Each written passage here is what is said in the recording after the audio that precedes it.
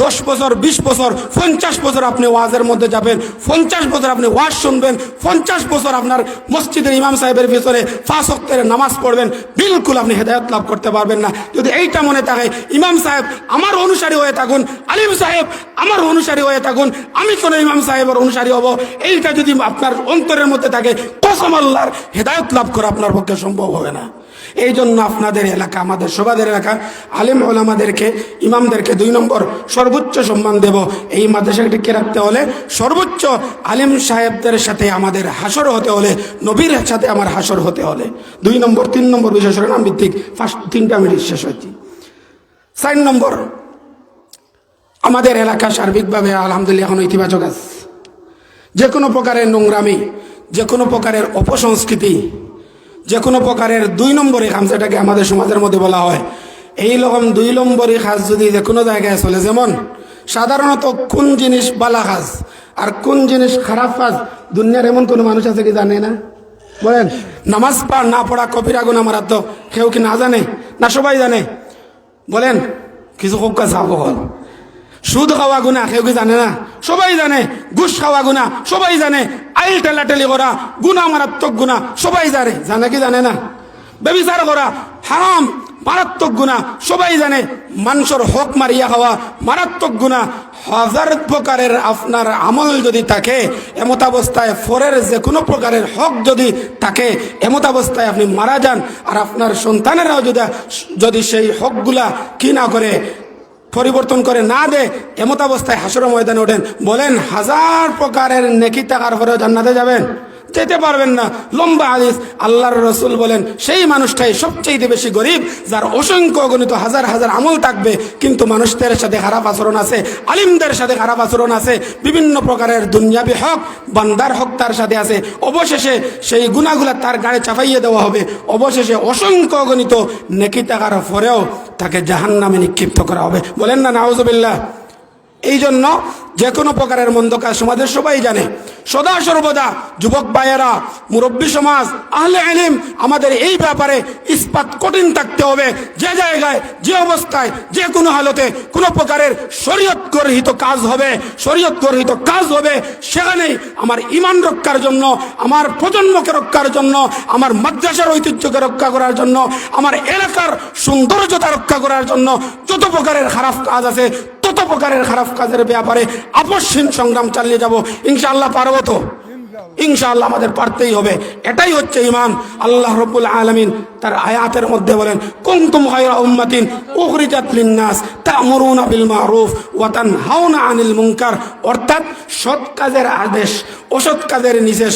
শুধুমাত্র সৎ কাজের আদেশ দিলাম, অসৎ কাজের ব্যাপারে খবরই নাই।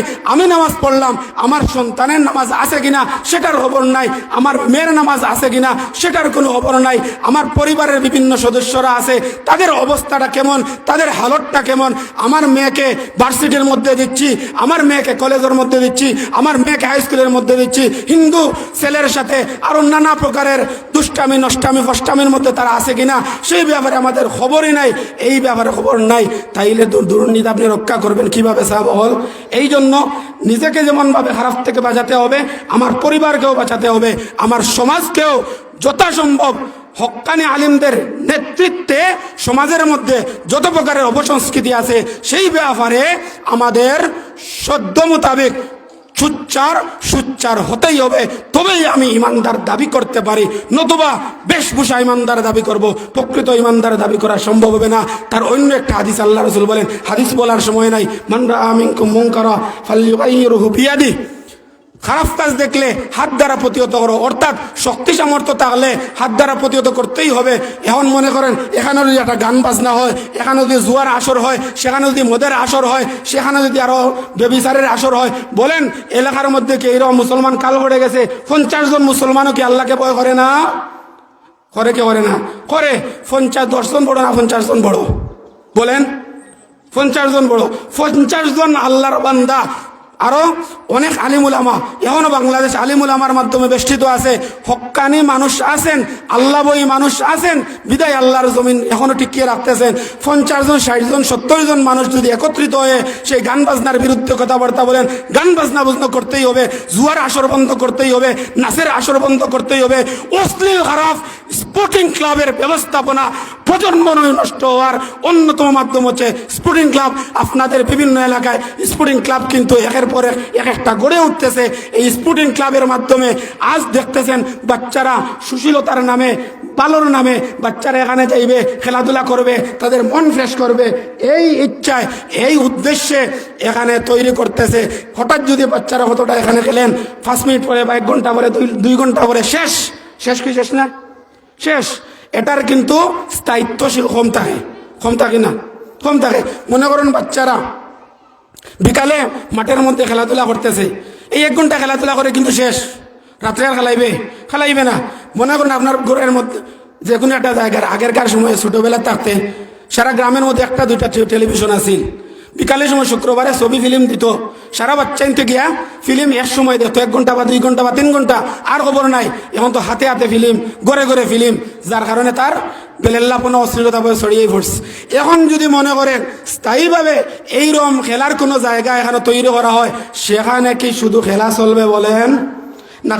খেলাটা তো মূলত শরীয়ত সম্মত শরীর চর্চার নিয়তে যদি কেউ খেলায়, ক্রিকেট খেলা বলি, আর ফুটবল খেলা বলি, আর ব্যাডমিন্টন খেলা বলি, আর যে কোনো ধরনের খেলাবার্তা বলি, যে খেলার মধ্যে হারাম যদি কোনো প্রকারের না থাকে, অর্থাৎ জুয়ার কোনো ব্যবস্থাপনা না থাকে, অথবা সতর যদি আবৃত থাকে, এইরকমভাবে সীমিত সময়ের জন্য নামাজ কাজা হবে না, এইরকম বিভিন্ন শর্ত সাপেক্ষে খেলা কিন্তু জায়েজ আছে এক্সারসাইজের জন্য, মনকে উৎফুল্ল করার জন্য, যেটা বিভিন্ন মাদ্রাসার মধ্যে, বরুণা মাসার মধ্যে আছে। গত কয়েকদিন আগে আমি সরাসরি দেখিয়ে আইছি গিয়া।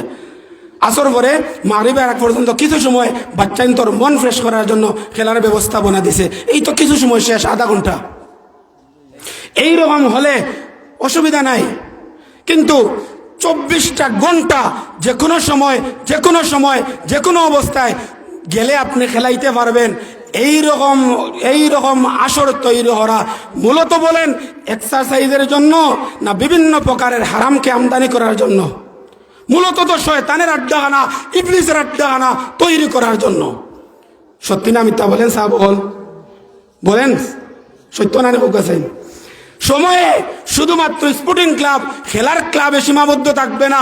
এখানে যে সময়ের প্রেক্ষাপটে ব্যভিচার হবে না, সেটার গ্যারান্টি আপনি দিতে পারবেন না। সময়ের প্রেক্ষাপটে এখানে যে মদের আসর বসতে পারে, সেই গ্যারান্টিও কিন্তু আপনি দিতে পারবেন না। এখানে যে সময়ে গান বাজনা ওপেন হবে না, সেই ব্যবস্থাপনা, সেই সম্ভাবনা, সেই গ্যারান্টিও কিন্তু আপনি দিতে পারবেন না। একটা গুনায় অনেকটা গুণা টানে। আলিম সাহেব বলেছেন, হাসান আমি সাহেব আমার গলা